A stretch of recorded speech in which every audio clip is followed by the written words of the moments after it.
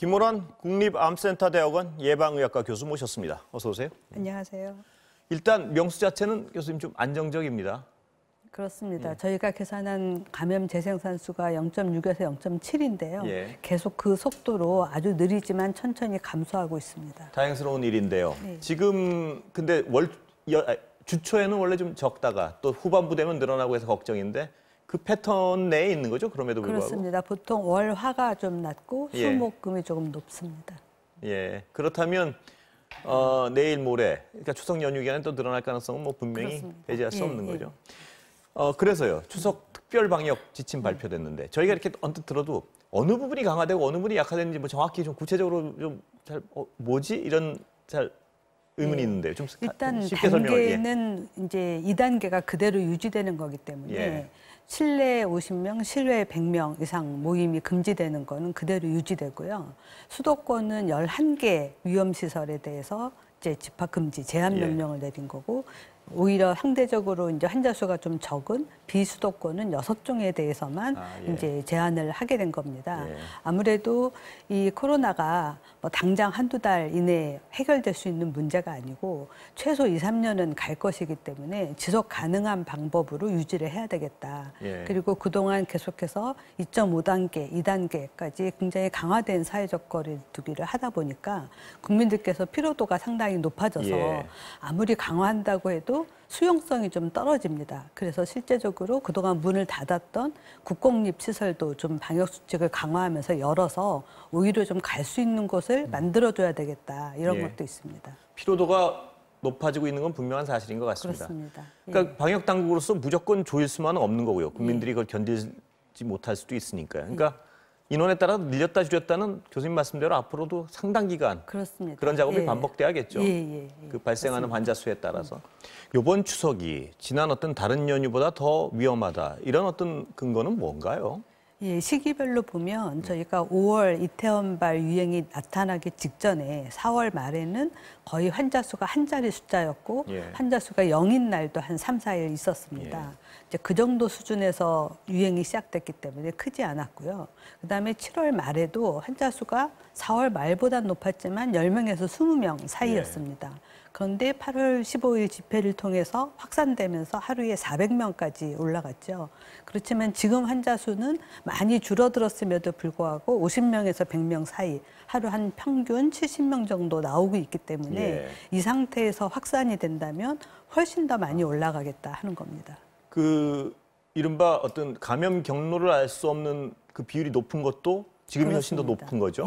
일단 기본적으로 감염 수준이 높다는 이야기고요. 감염 경로를 모르는 비율도 30%까지 올라갔다가 좀 떨어졌지만 여전히 20% 정도 나타나고 있습니다. 그것도 굉장히 큰 위험 요인 중에 하나죠. 그렇죠. 요번 그 신천지 직후에는 국민들 이동이 굉장히 줄어들었었는데요. 요번에 추석 때는 아무래도 아까 말씀하셨지만 어떤 오랜 기간 이런 어떤 상태가 지속되다 보니까 약간 풀어진 것도 같은데 예년에 비해서 75%, 80% 여행객들이 몰린다 그럽니다. 그분들 뭐 가지 말라 그럴 수는 없고 뭐 방역 수칙이겠죠. 철저히 일단 그렇습니다. 많이 모인 데 가지 마시고.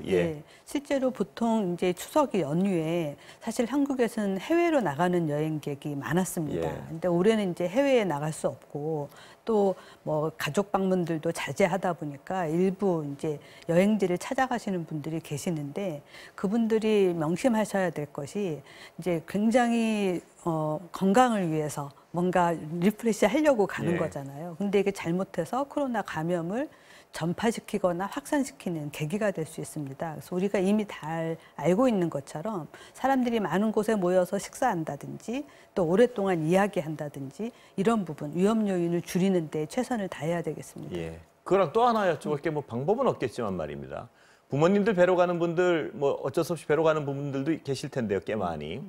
부모님들이 고위험군 아니겠습니까? 뭐 어떤 방법이 있을까? 좀이라도 어떤 위험을 줄이려면 어차피 예, 배로 간다면. 좀 안타까운 일인데요. 예. 사실 젊은 사람들은 이제 걸려도 고생을 하겠지만 사망까지 가진 않습니다. 예. 근데 이제 노인분들은 사망률이 높잖아요. 그래서 자칫 효도를 하려다가 되돌이킬 수 없는 불효를 할 수가 있습니다. 예. 그래서 가능하면 거리를 두는 것이 가장 바람직하겠고, 이제 영상으로 통화를 한다든지 하는 것이 좋겠고, 혹시라도 만나더라도 모임은 가능한 한 짧게 가지고 돌아오시는 게 좋겠습니다.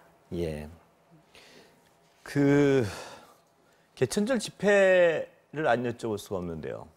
그것 때문에 법적 논란은 많은데 법적 논란은 뭐 여쭤보기가 그런 부분이고 전문가로서 보시기에 그 차량 시위의 경우에 위험도는 어떻다고 보십니까? 예상한 대로 모든 사람들이 예. 차량 시위 자체만으로는 위험하지 않겠지만 예. 차량 시위를 어쨌든 하게 되면 그 안에 사람들이 타게 되고 그 사람들이 차 안에만 있지 않을 것이기 때문에 우리가 생각하는 모든 위험 요인이 그대로 있을 것이다 하는 겁니다. 예. 실제로 8.15 집회 때도 예. 실제로 모임의 수준이 규모가 작은 데만 허가를 해줬지만 실제로는 허가받지 못한 사람들도 그 모임에 다 모이면서 규모가 몇만 명 단위로 커진 거잖아요. 이번에도 차량 시위가 뭐 10대 이하면 허가해준다라고 했는데 그만큼만 모이라는 보장도 없고 많은 사람이 모여서 불법 시위를 한다고 하더라도 이미 벌어진 다음에 막기는 굉장히 어려울 것으로 보입니다. 예. 그리고 그 차량 내부에 있더라도 모르는 분들이 모여 있을 가능성이 많은 거 아니겠습니까? 그렇죠. 그거 자체도 예. 좀 위험한 거죠. 예, 맞습니다. 차량 안에서 또 가만히 계시는 것이 아니라 멀리서 오시면 대화도 나누게 되고 예. 중간에 이제 휴게소에 들러서 식사도 하시게 되고 굉장히 많은 분들이 움직이는 거잖아요. 예. 그 자체가 위험합니다. 예. 독감 백신 논란 좀 짚어보겠습니다. 이건 왜 맞은 사람은 없다 이렇게 하다 점점 늘어나는 건가요? 그거에 대해 궁금해하는 분들이 많습니다만. 예, 사실 이제 처음에 그 신성약품이라는 것이 이제 배달한 게 500만 돈주가 넘기 때문에 굉장히 많은 양입니다. 그리고 한밤중에 결정을 해서 그 다음날 아침부터 예방접종을 미뤄달라라고 했는데 미처 그 소식을 잘 듣지 못한 이제 의원이 있을 수 있고요. 예. 그 다음에 백신을 유료하고 무료하고 별도로 구분해 놓지 않고 쓰셨던 곳이 있었던 것 같아요. 그래서 숫자는 많지 않지만 지금 300~400명 정도 그 백신을 맞았다고 하는데 결국에 한 10,000명당 1명분 정도 그런 일이 벌어진 겁니다. 다 안 맞았으면 좋겠지만 이 백신이 상온에 노출됐다고 해서 갑자기 변질이 돼서 부작용이 생길 것이다. 이런 위험은 사실 거의 없습니다. 예. 그래서 그런 부분에 대한 공포는 너무 과하게 가지 않는 게 좋겠습니다. 그 부작용 우려는 없다 그래서 좀 안심할 수 있는데요. 문제는 물백신이라고 하나요? 이른바? 백신이 아무 효과 없는 백신을 맞은 분들이 있을 수 있다는 거 아니겠습니까? 근데 효과가 아주 없다라고 예. 하긴 어렵고요. 아, 조금 예. 떨어질 것이다라고 보는 겁니다. 예. 왜냐하면 인플루엔자 백신 자체가 효과가 아주 좋은 백신이 아닙니다. 아, 예. 보통 때도 좋으면 한 50에서 60%, 나쁘면 한 30% 정도였기 때문에 이번에 상온에 조금 노출됐다고 해서 아예 효과가 0이다 이렇게 보기는 어렵습니다. 예. 효과가 전혀 검사 결과에 따라 떨어지지 않았을 수도 있는 거죠, 그렇습니다. 지금으로서. 근데 예. 떨어졌다고 하면 그럼 어떻게 해야 됩니까? 지금 약간 어떤 효과가 조금 떨어졌다고 해도 예. 우리가 인플루엔자를 예방하는 방법이 백신만 있는 게 아닙니다. 마스크 쓰고 손 씻기하고 거리 두기 하면 이것 역시 예방할 수 있기 때문에 백신에만 너무 기댈 필요가 없습니다. 왜냐하면 오히려 예방접종을 했다고 해서 아, 나는 독감에 안 걸릴 거야 라고 하고 많은 사람을 접촉하고 마스크를 안 쓰면 그게 더 위험할 수가 있습니다. 그러다 코로나 걸릴 수 있는 거 아니겠습니까? 그렇습니다. 예. 예. 그런데 만약에 자신이 독감 예방 주사를 맞았는데 불안합니다.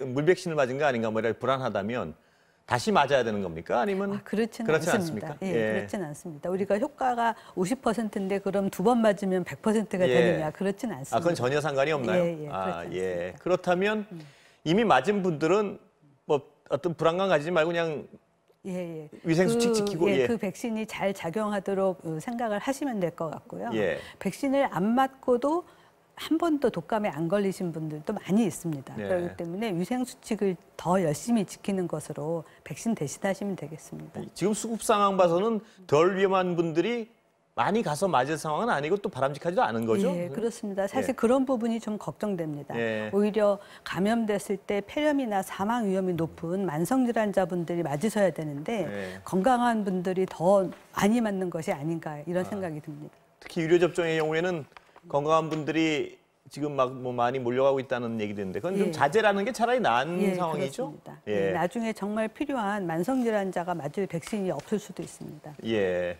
지금 어떤 가장 늦게까지는 어떤 날짜 한계는 언제까지 맞으면 되는 겁니까? 보통 우리가 인플루엔자 유행 시작이 11월 초 중반입니다. 예. 그렇기 때문에 예방접종을 하고 한 2주 후에 효과가 난다. 그러면 10월 중순, 늦으면 한 10월 말까지 맞으면 되겠습니다. 예. 교수님, 시간은 거의 다 됐는데 마지막 질문 하나 드리면요.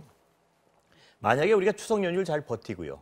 좀 상황이 나아지면 좀 희망적인 말씀을 듣고 싶어서 여쭤보는 건데 그럼 다시 사회적 거리두기 1단계 뭐 이런 것도 가능하겠죠? 그렇죠. 50명 미만으로 예. 내려가서 2주 정도 평균 하루 확진자가 50명 미만으로 내려가고 감염 경로를 모르는 비율도 충분히 줄어든다고 한다면 1단계로 유지가 가능합니다. 근데 그 말씀하신 기준이 추석 끝나고 한 2주 정도 지난 다음에 벌어지는 예. 상황을 봐야 되는 거죠? 그렇습니다. 그러니까 추석 끝나고 한 2주 정도 지나서 50명 미만으로 내려가고 감염 경로가 좀 투명하게 드러나고 이러면 1단계로 갈 수도 있다. 그렇습니다. 그렇게 됐으면 좋겠습니다. 예. 예, 오늘 말씀 감사합니다. 감사합니다.